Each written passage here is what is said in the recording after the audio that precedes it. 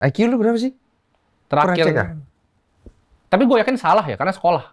Berapa? Waktu itu 137 kalau nggak salah. Itu jenius masuk ya. IQ lu sebenarnya berapa sih? Lu pernah ngecek gak? Terakhir SD itu 145, Bang. Hah? Dulu kan IQ lu tinggi nih. Lu 100 berapa? 144. 44. Anjing gede banget. Lu berapa? Lu 140. Hah? 140 dong. Makanya harus dipikir dulu, Fer. Itu IQ atau tinggi badan, Fer? Selama ini banyak orang yang meyakini bahwa ukuran kecerdasan seseorang hanya dilihat dari seberapa tinggi IQ-nya.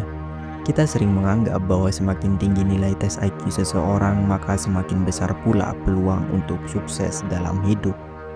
Namun, apakah benar demikian? Faktanya, tidak sedikit individu dengan IQ tinggi justru mengalami kesulitan dalam kehidupan sosial, mudah merasa tertekan atau bahkan kehilangan arah dan makna hidup. Ini menunjukkan bahwa IQ bukan satu-satunya penentu keberhasilan seseorang. Sayangnya, pemahaman tentang konsep kecerdasan masih terbatas di masyarakat. Banyak yang belum mengetahui bahwa selain IQ, terdapat juga EQ dan SQ yang memainkan peran penting dalam kehidupan seseorang, terutama di era modern seperti sekarang.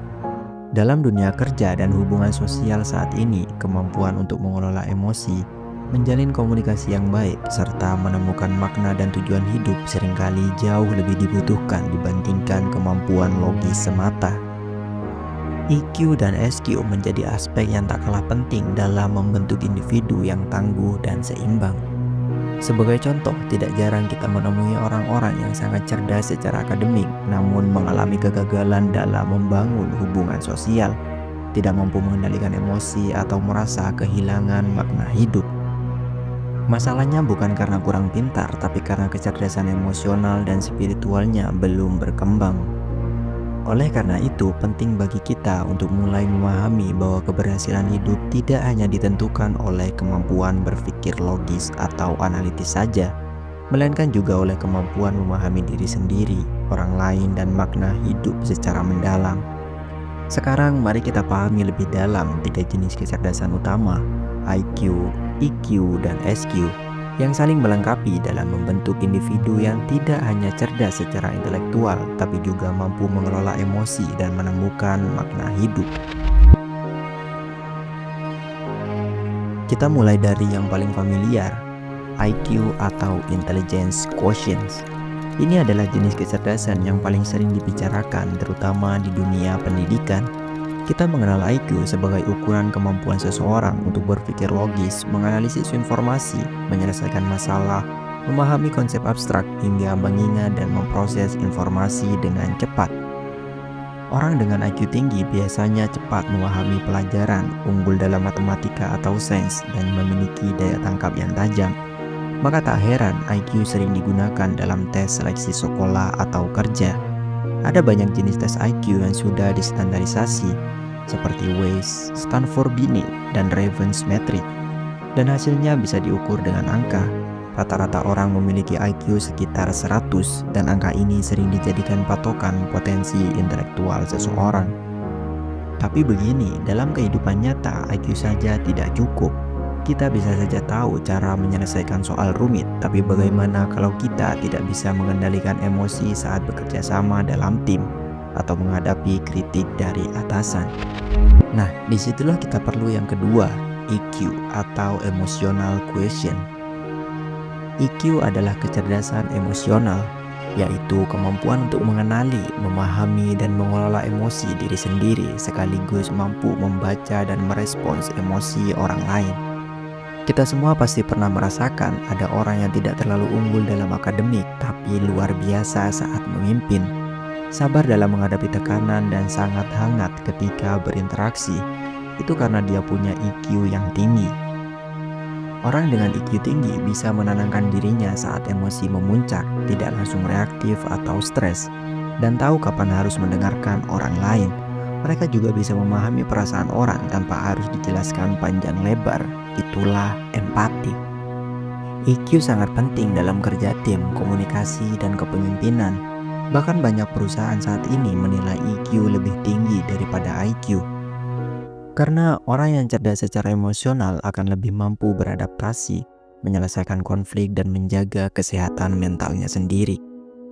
Berbeda dari IQ yang bisa diukur dengan angka pasti, EQ cenderung lebih fleksibel. Ada alat ukurnya seperti tes EQI atau penilaian perilaku dalam konteks kerja, tapi hasilnya tidak mutlak. EQ juga bisa dilatih dan dikembangkan seiring waktu, misalnya melalui refleksi diri, pelatihan komunikasi, atau pengalaman sosial yang mendewasakan. Lalu bagaimana dengan SQ? SQ atau Spiritual Quotients seringkali menjadi bagian yang paling jarang dibahas, padahal perannya justru paling mendalam. SQ adalah kecerdasan spiritual, yang bukan berarti harus berkaitan langsung dengan agama tertentu. Lebih dari itu, SQ menyentuh kemampuan seseorang untuk memahami makna hidup, menjalani hidup berdasarkan nilai-nilai yang diyakini, serta merasa terhubung dengan sesuatu yang lebih besar dari dirinya sendiri. Orang dengan SQ tinggi biasanya punya arah hidup yang jelas. Dia tidak mudah goyah saat menghadapi cobaan, karena tahu bahwa hidup bukan hanya soal berhasil atau gagal, tetapi tentang mengapa ia menjalani sesuatu. Dia bisa melihat hikmah di balik penderitaan dan tetap bersikap utuh meskipun berada dalam tekanan berat. Dan ya, SQ tidak bisa diukur dengan angka. Bukan karena tidak penting, tapi karena aspek spiritual bersifat sangat pribadi, sangat dalam, dan tidak bisa disederhanakan dalam angka 0 sampai 100. Mencoba mengukur SQ seperti mencoba mengukur kedalaman samudera dengan penggaris. Ada cara untuk mengeksplorasinya, seperti melalui refleksi, diskusi nilai, atau bahkan melalui pengalaman hidup, tapi bukan untuk dibandingkan atau dikalkulasikan. SQ bukan untuk dilombakan, melainkan untuk dijalani. Jadi kalau dirangkum secara sederhana, IQ membuat kita tahu cara berpikir, EQ mengajarkan kita cara berhubungan dengan sesama, dan SQ menunjukkan kita cara untuk hidup dengan makna. Tiga-tiganya penting, tapi hidup yang utuh bukan tentang memilih satu yang paling tinggi, melainkan bagaimana kita menyeimbangkan ketiganya agar kita bisa menjadi pribadi yang cerdas, dewasa, dan berarti. Bukan hanya untuk diri sendiri, tapi juga untuk dunia sekitar. Jadi, apakah IQ itu penting?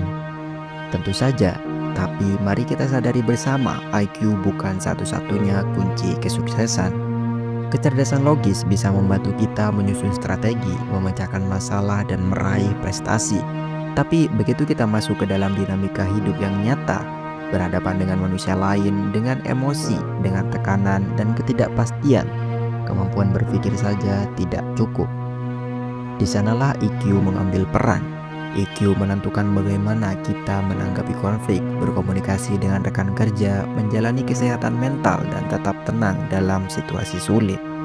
Seseorang dengan kecerdasan emosional akan lebih mampu bertahan, lebih bijak dalam bersikap, dan lebih efektif dalam membangun hubungan. Namun ada kalanya meskipun kita pintar, meskipun kita mampu mengelola emosi, hidup tetap terasa kosong. Kita mulai mempertanyakan untuk apa semua ini. Ketika logika tidak bisa memberi jawaban dan emosi tidak lagi sanggup menopang, kita butuh sesuatu yang lebih dalam. Makna. SQ memberikan kita arah, nilai, dan tujuan. Ia adalah pondasi batin yang membuat kita tetap kuat saat dunia terasa rapuh. Bukan untuk menjadikan kita sempurna, tapi untuk membuat kita tetap manusia yang sadar, utuh, dan bertumbuh. Maka kalau kita ingin benar-benar sukses, bukan hanya dalam karir, tapi juga dalam kehidupan, kita perlu menyeimbangkan ketiganya. IQ untuk berpikir jernih, EQ untuk merasa dengan bijak, dan SQ untuk hidup dengan makna. Karena pada akhirnya, kecerdasan sejati bukan hanya tentang seberapa cepat kita memahami dunia, tapi juga seberapa dalam kita memahami diri sendiri.